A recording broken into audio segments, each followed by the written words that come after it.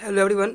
तो आज हम पढ़ेंगे ट्रांसफार्मर के बारे में कि ट्रांसफार्मर कैसे बनता है, उनमें क्या क्या किस चीज़ से बनता है, क्या उसमें कोर प्रेजेंट है, उसमें क्या उसका कंस्ट्रक्टिव पार्ट है, उसके बारे में हम बेसिकली आज पढ़ेंगे। और बेसिकली आप पहले तो आप ये डायग्राम देख लोगे ट्रांसफार्मर का है।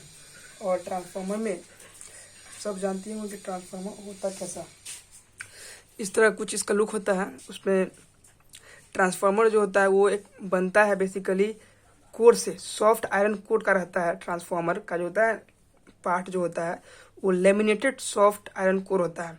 लेमिनेटेड का मतलब यह है कि जो आपको ये दिख रहा है ना, ये पतला पतला पतला पतला सा ये पतला पतला सा स्ट्रिप है। इस स्ट्रिप को ही मिलाकर, इस स्ट्रिप को कंबाइन कर कर बहुत सारे स्ट्रिप लेकर लेमिनेटेड कोर का, सॉफ्ट लेमिनेटेड कोर का स्ट्रिप को एक साथ मिलाकर उसको हम इस तरह का लेयर बनाते हैं। राइट, ये बेसिकली एक मोटा सा लेयर बन जाता है। पतला पतला लेयर को कंबाइन करके हम ये मोटा सा लेयर फॉर्म करते हैं, जो किससे बनता है, ये लेमिनेटेड कोर होता है। और इस कोर को हम वार्निश करते हैं। वार्निश इसलिए करते हैं क्योंकि इनमें गैप है, और गैप होने से ईडी करंट प्रोड्यूस होता है। और ईडी करंट जो होता है ये मेन करंट का अपोजिट करता है, बहुत ही बड़ा दुश्मन होता है समझिए तो। ठीक है, आपका ये हो गया बात कि ये क्या है, लेमिनेटेड कोर है। लेमिनेटेड कोर जो है किससे बनता है, तो सॉफ्ट आयरन कोर से बनता है। ठीक है, उसके बाद हम बात करेंगे कि ट्रांसफार्मर में जहाँ जहाँ एक्स्ट्रा जो स्पेस होता है, एक्स्ट्रा गैप होता है ना, उसमें क्या होता है, उसमें उस गैप के कारण उसमें ईडी करंट प्रोड्यूस होता है। तो उस गैप को हम फिल कर देते हैं, उसको हम वार्निश कर देते हैं, वार्निश का लेप चढ़ा देते हैं ताकि उसमें गैप ना रहे। और उससे बचने के लिए वार्निश का लेप कर देते हैं। ठीक है, और उस पर कॉपर का वाइंडिंग कर देते हैं। ठीक है, कॉपर का वाइंडिंग कर देते हैं दोनों तरफ। ये जो है ना, कॉपर का वाइंडिंग क्या हुआ है, प्राइमरी वाइंडिंग, सेकेंडरी वाइंडिंग। और कॉपर का वाइंडिंग क्या हुआ है, और इसको हम, इसमें दो लेयर होता है। ठीक है, कॉपर वाइंडिंग में दो लेयर होता है। ठीक, और दो लेयर को हम सेपरेट करते हैं, एक दूसरे से सेपरेट रखते हैं। और उस कोर के जगह पर वाइंडिंग होता है। ठीक है, और उस दो लेयर के बीच में कागज का एक दे देते हैं, लेप कह सकते हैं, उसको हम चढ़ा देते हैं उस पर, ताकि उसमें गैप बना रहे, दोनों लेयर एक साथ ओवरकम ना करें।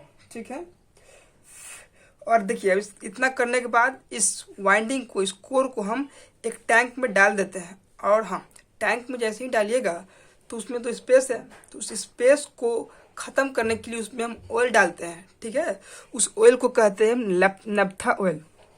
नप्था ऑयल कहते हैं, जो ऑयल हम डालते हैं ना उसमें, उसको हम नप्था ऑयल कहते हैं। ठीक है, इसमें एक छोटा सा एक और टैंक होता है। ठीक है, जो मेन टैंक होता है, मेन टैंक के साथ एक छोटा सा टैंक होता है, उसको हम कहते हैं एक्सपेंशन टैंक। एक्सपेंशन टैंक, ठीक है, एक्सपेंशन टैंक होता है।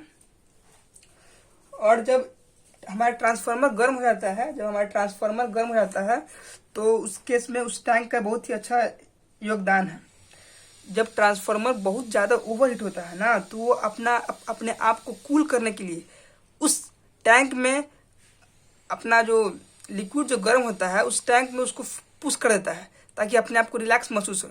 ठीक है, कैसे हम, जब गर्म पानी होता है, जब खौलने लगता है तो वो बाहर फेंक देता है। बाहर फेंकने के बाद वो थोड़ा अपने आप को रिलैक्स महसूस करता है, और वो पानी जो है सेटल डाउन कर जाता है बॉटम में। ठीक, वही कंडीशन यहाँ पे भी है। जब ट्रांसफार्मर बहुत गर्म होता है तो उस ट्रांसफार्मर में ना, और वो ट्रांसफार्मर जो है बहुत गर्म होने के कारण फट भी सकता है। उसको रोकने के लिए हम वो एक्सपेंशन टैंक का यूज़ करते हैं। ठीक है, एक्सपेंशन टैंक को, और एक और बात, जो एक्सपेंशन टैंक होता है ना, बाहर में होता है, वो मेन टैंक से जुड़ा हुआ रहता है। एक्सपेंशन टैंक को हम आधा ही भरते हैं, पूरा नहीं भरते हैं। कभी कभी क्या होता है कि गर्मी के कारण हम 5-6 दिन से उसका हम रिपेयरिंग या उसका मेंटेनेंस नहीं करते हैं ट्रांसफार्मर का, तो कुछ तेल उड़ जाता है। तो उस तेल उड़ गया, तो तेल उड़ने के कारण जो होता है उसमें तो फिर से स्पेस बन गया ना भाई। अगर स्पेस बन जाएगा तो उसमें फिर से ईडी करंट प्रोड्यूस होने का संभावना बढ़ जाएगा। और इसी को बचाने के लिए हम उस जो एक्सपेंशन टैंक होता है वो भी हाफ फिल होता है, उस तेल को हम यूज़ करते हैं। उसको जो भी टैंक जो भी ऑयल उड़ जाता है उसको वो फिर से वो ले लेता है एक्सपेंशन टैंक से। तो इसका बहुत ही बड़ा योगदान है ना भाई, एक्सपेंशन टैंक है तब ना लिया, नहीं लेता तो फिर वो एडी करंट प्रोड्यूस होता है, वो फिर से वो फट जाता है एडी करंट प्रोड्यूस होने से। आप देखिए एक्सपेंशन टैंक में एक ब्रेदर भी होता है। ब्रेदर जो होता है जनरली सिलिका का बना होता है, वो ब्लू कलर का होता है और ये बाहर की नमी को एब्जॉर्व करता है।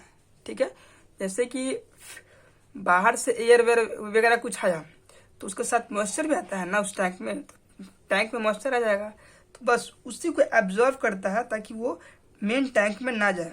लेकिन हाँ, ब्रेदर सिर्फ मॉइस्चर को एब्जॉर्व करता है, अगर धूल पार्टिकल्स आए तो उसको वो एब्जॉर्व नहीं करता है। इसके लिए हम उसके अंदर एक और चीज यूज करते हैं। ठीक है, एक्सपेंशन की जगह एक और उसमें एक एक्सपेंसर के नीचे ही लगाते हैं जो कि ऑयल रहता है। बेसिकली ऑयल जो है वो धूल कण को आने से रोकता है। ठीक है, उसके बाद ट्रांसफार्मर को चालू कर दिया जाए तो जब ज़्यादा हीट होता है, तो अगर देखिए ट्रांसफार्मर चालू है और वो ज़्यादा हीट अगर जनरेट कर रहा है तो उसको कंट्रोल करने के लिए एक और हम मशीन लगाते हैं, जिसको मशीन का नाम है बुकल्स रिले।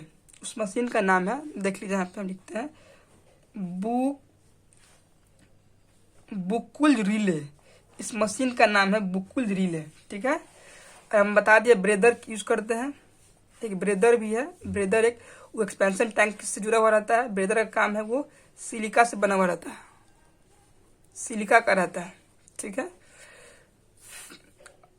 उसके बाद ये बुकुल रिले एक मशीन है जो कि अगर ट्रांसफार्मर में हीट ज़्यादा हो जाता है तो उसको कंट्रोल करता है।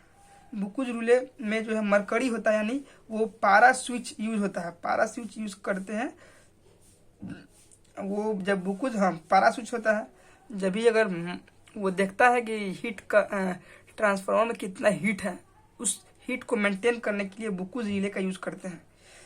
कभी कदाल बुकुल रिले का मान लीजिए कभी कदाल बुकुल रिले खराब भी हो जाए, तब उस केस में एक और चीज होता है, एक पहले तो बहुत बड़ा वो वायर टाइप पे था, लेकिन अब छोटा सा रहता है वो टैंक में। उसका नाम है एक्सप्लोजन वैल्यू। इसको आप एक्सप्लोजन वैल्यू कह सकते हैं। ये भी जो है पूरा जो भी ट्रांसफार्मर में जो हीट होता है उसको आउट कर देता है ताकि ट्रांसफार्मर कूल हो सके।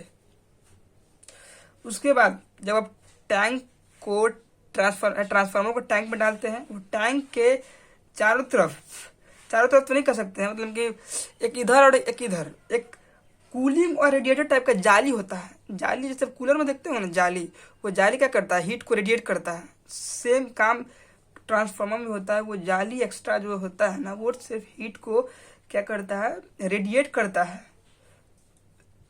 ठीक है, बस वही उसका काम है।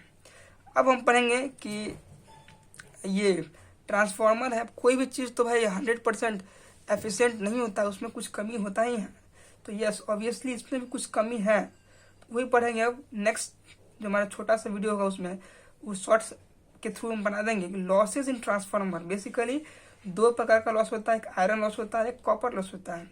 और आयरन लॉस में भी आयरन लॉस का भी दो पार्ट है, हिस्टैरिसीस लॉस होता है, ईडी करंट होता है।